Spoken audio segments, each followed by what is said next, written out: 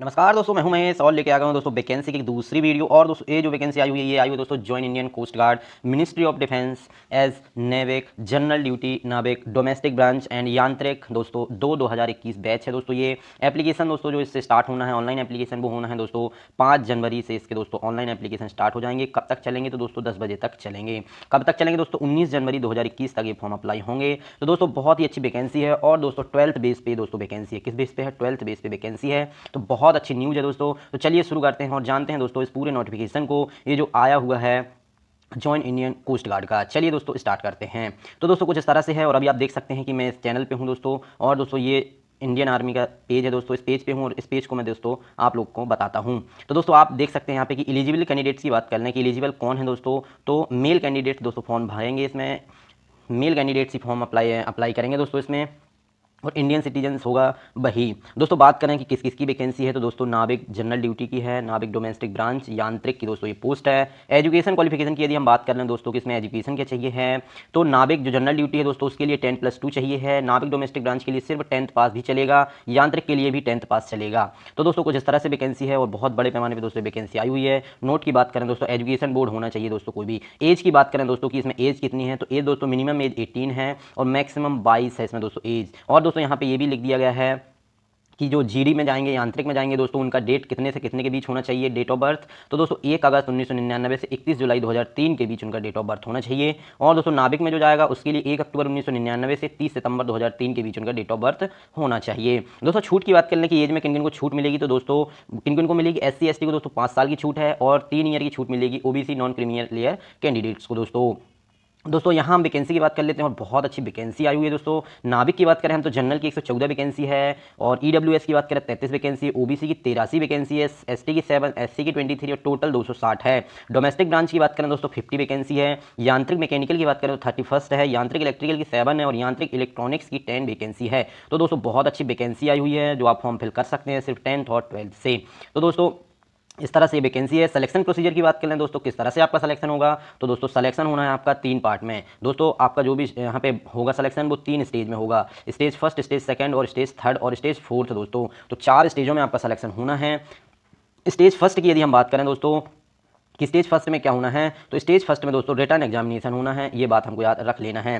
तो दोस्तों किस तरह से होना है आपका रिटन एग्जामिनेशन, इसमें दोस्तों पासिंग मार्क्स भी आपको दिए हुए हैं। जो दोस्तों पोस्ट अप्लाई करता है यदि नाविक में करता है, नाविक जीडी में, यांत्रिक इलेक्ट्रिकल, यांत्रिक इलेक्ट्रॉनिक्स, यांत्रिक मैकेनिकल, तो दोस्तों इसमें क्या है रिटन टेस्ट सेक्शन फर्स्ट में होगा सिर्फ नाविक डीबी में, लेकिन नाविक जीडी में जो आएगा दोस्तों फर्स्ट एंड सेकंड में होगा, यांत्रिक में जाएगा फर्स्ट एंड थर्ड पे होगा और यांत्रिक में फर्स्ट एंड 4 और यांत्रिक मैकेनिकल में सेक्शन फर्स्ट और फिफ्थ है। तो दोस्तों कुछ इस तरह से है। पासिंग मार्क्स की यदि हम बात कर लें तो जनरल और OBC के लिए 30 मार्क्स चाहिए हैं दोस्तों। और यदि बात करें नाविक जीडी की तो नाविक जीडी में क्या है दोस्तों वही है 50 मार्क्स चाहिए जनरल OBC के लिए, 44 मार्क्स SC ST के लिए। तो दोस्तों कुछ इस तरह से है। उसके बाद हम देखें दोस्तों कि इनमें क्या क्या पूछा जाना है, किस तरह से आपका एग्जाम होगा। तो दोस्तों कुछ इस तरह से आपका एग्जाम होना है, देख सकते हैं अभी आप दोस्तों।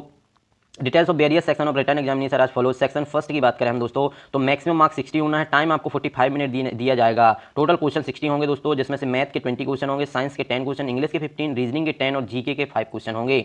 और दोस्तों पासिंग मार्क्स की बात करें तो OBC के लिए 30 नंबर चाहिए है और SC ST के लिए 27। और दोस्तों सिलेबस क्या रहेगा तो 10th स्टैंडर्ड का ये सिलेबस रहेगा सेक्शन फर्स्ट में। सेक्शन सेकंड की यदि हम बात करें दोस्तों तो इसमें क्या है फिर वही है 50 मार्क्स है, 30 मिनिमम टाइम दिया गया है, 30 मिनट। टोटल ऑफ क्वेश्चन 50 होंगे दोस्तों। मैथ इसमें 25 पूछी जानी है, फिजिक्स इसमें 25 दोस्तों, ये 12th के लिए है जो 12th से फॉर्म भरेगा। ये देखो 12th में लिखा हुआ है क्लास 12th है, मैथ एंड फिजिक्स सिलेबस से दोस्तों ये क्वेश्चन आपके पूछे जाने हैं 50 मार्क्स के। मैथ 25 और फिजिक्स 25 के प्रश्न रहेंगे दोस्तों, जिसमें से 20 नंबर जनरल OBC के लिए लाना होगा और SC ST दोस्तों 17 नंबर उनको लाना होगा। दोस्तों इलेक्ट्रिकल की यदि हम बात करें कि सेक्शन थर्ड में इलेक्ट्रिकल इंजीनियरिंग जो है दोस्तों उनको क्या होगा तो उनको भी भाई 50 मार्क्स आधा घंटे का टाइम दिया जाएगा। और दोस्तों diploma level electrical engineering syllabus से दोस्तों इनका एग्जाम पूछा जाएगा। तो दोस्तों हमको ये बात को याद रखना है।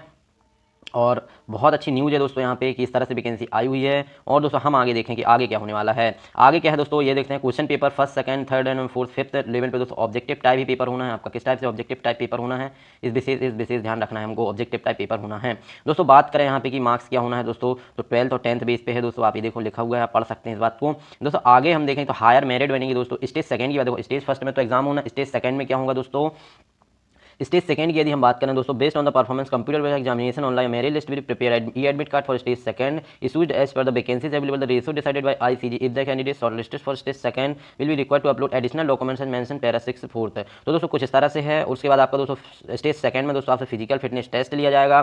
फिजिकल फिटनेस टेस्ट की यदि हम बात करें दोस्तों, तो आपसे क्या क्या करवाने वाले हैं, ये 1600 मीटर आपको दौड़ना है दोस्तों, 7 मिनट में दौड़ना है 1.6 किलोमीटर, और दोस्तों 20 उठक बैठक लगाना है दोस्तों, और 10 पुशअप्स आपको लगाना है।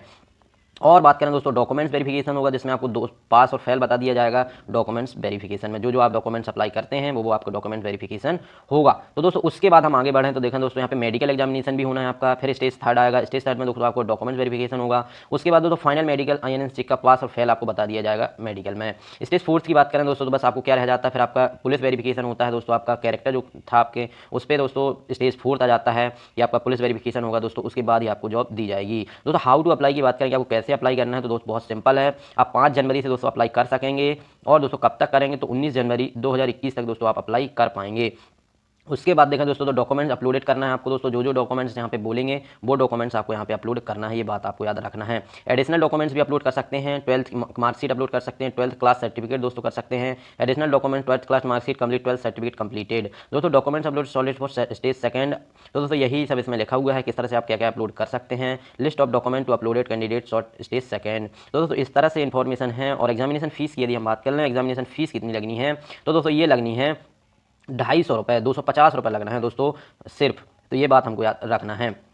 आगे बढ़ें दोस्तों, तो क्या है कि आगे बढ़ें हम तो यही लिखा हुआ है दोस्तों कि एग्जामिनेशन सिटी की बात कर लें, तो दोस्तों examination city first and second वो दोस्तों आप नहीं बता पाएंगे, वो अब जो एग्जाम लेगा वही आपको एग्जाम सिटी देगा। तो दोस्तों ये है इन्फॉर्मेशन। और दोस्तों लेकिन यहाँ पे लिखा हुआ है कि आपके घर से 30 किलोमीटर से लेकर के अंदर ही आपको एग्जाम सिटी प्रोवाइड करा दी जाएगी। दोस्तों आगे बढ़ें तो क्या लिखा हुआ है यहाँ पे कि एग्जाम कब होगा दोस्तों। एग्जाम टेंटेटिव डेट मतलब कि मैक्सिमम डेट क्या है इसकी, कि कब तक एग्जाम हो सकता है।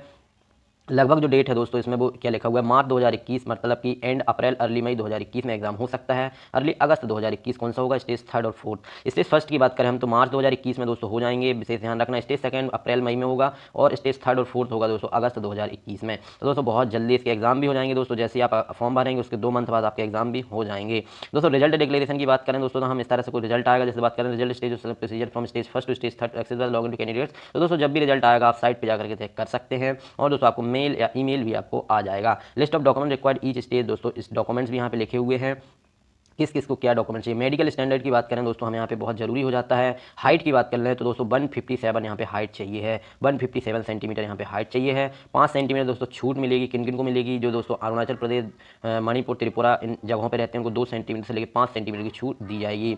चेस्ट की यदि हम बात करें दोस्तों, तो मैक्सिमम मतलब 5 सेंटीमीटर दोस्तों आप अपना चेस्ट फैला सकते हैं। और दोस्तों वेट की बात करें हम तो यहाँ पे क्या है, यहाँ पे लगा proportional to height and age plus 10% acceptable. Hearing दोस्तों नॉर्मल होना चाहिए सुनने की। आगे बढ़ें दोस्तों, तो यही लिखा हुआ है कि दोस्तों आप टैटू नहीं होना चाहिए, मोस्ट इंपॉर्टेंट है। जिसका टैटू है दोस्तों वो फॉर्म नहीं भर सकता है। यहाँ पे लिखा हुआ है permanent body tattoos are not permitted on any part of the body. Body के किसी भी पार्ट में दोस्तों आपको टैटू नहीं होना चाहिए, जो परमानेंट टैटू होता है वो।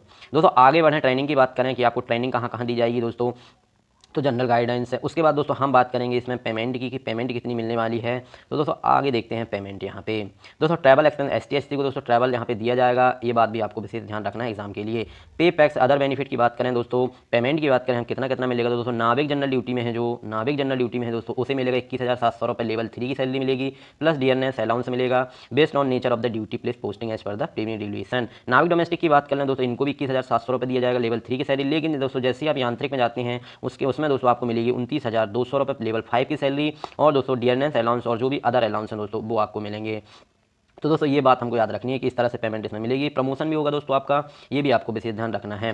दोस्तों प्रधान अधिकारी, प्रधान सहायक इंजीनियर में दोस्तों आपका प्रमोशन हो जाता है, जिसकी सैलरी 47,600 से स्टार्ट होती है, लेवल 8 की सैलरी होती है। अदर बेनिफिट की बात करें दोस्तों, तो आपको बेनिफिट बहुत दिए जाते हैं, जैसे कि फ्री मेडिकल ट्रीटमेंट दिया जाएगा आपको और आपकी फैमिली को, गवर्नमेंट अकोमोडेशन, सेल्फ फैमिली और नॉमिनेशन HRA दिया जाएगा आपको, हाउस रेंट अलाउंस दिया जाएगा, 45 डेज की अर्न लीव रहेगी दोस्तों, 45 डेज की, और 8 दिन आपको कैजुअल लीव जिसको CL कहते हैं वो 8 मिलेंगे दोस्तों। हम लोगों को भी 8 मिलते हैं दोस्तों, रेलवे में भी 8 मिलते हैं। लेकिन दोस्तों ये जो डेज अर्न लीव लिखी हुई है ये दोस्तों हम लोगों को साल में 60 मिलती है रेलवे में, लेकिन मिलती है दोस्तों CL 8 ही मिलती है, लेकिन यहाँ पे 45 मिलती है। चलिए दोस्तों आगे देख लेते हैं और क्या रिटायरमेंट की फैसिलिटीज़ मिलेगी दोस्तों। स्कीम ग्रेजुएट रिटायरमेंट मिलेगा दोस्तों, contribution pension scheme gratuity retirement, दोस्तों पुरानी पेंशन में आपको रखा जाएगा, ये विशेष ध्यान रखना है। आगे देखें दोस्तों, इंश्योरेंस कवर रहेगा दोस्तों, ये भी हमको याद रखना है दोस्तों। आपका 50 लाख का आपको क्या हो जाएगा, इंश्योरेंस हो जाएगा दोस्तों। Insurance cover contribution 50 lakh for annual personal is applicable दोस्तों। तो इस तरह से आपको क्या लिखा हुआ था, इस तरह से वैकेंसी आई हुई थी दोस्तों। और दोस्तों लास्ट डेट फिर से मेंशन कर देते हैं, लास्ट डेट ऑनलाइन एप्लीकेशन की दोस्तों 19 जनवरी 2021 सॉरी याद रखना, 19 जनवरी 2021 दोस्तों आपको याद रखना है।